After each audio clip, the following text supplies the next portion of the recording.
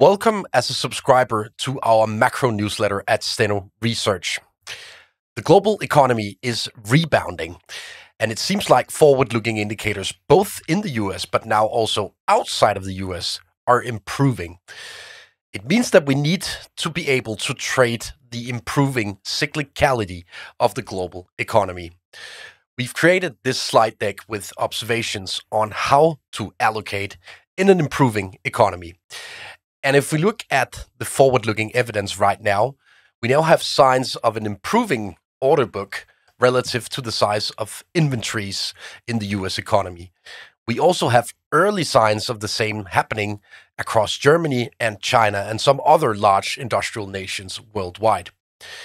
So how do we actually trade such a positive view on the cycle in the global economy? Well, if we look at equities first, we've conducted a study on the so-called betas to the business cycle. So how does a sector react when the manufacturing sector responds positively in the business cycle?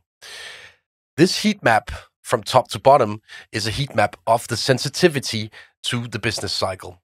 So as you can see on the top of the leaderboard, we have the materials sector performing well when there is an improving business cycle. The implied gap to the right in the table is the gap between the implied value in our model and the actual value currently of the sector in question, meaning that the largest gap in a positive sense is now found in the materials sector. When we look at the same study in foreign exchange space, the overwhelming evidence points to cyclical currencies also being undervalued if the business cycle continues to improve from here. We're talking about currencies such as the Swedish krona, the Australian dollar, and the Norwegian crown. They're all, in one way or the other, connected to the industrial cycle, but also to the use of commodities.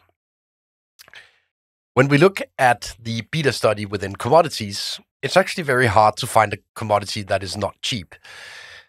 It is very typical when we see an increase in the business cycle momentum that commodities start to find their footing.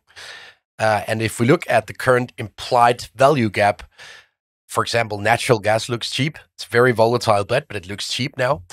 And we also see value across industrial metals such as copper and nickel.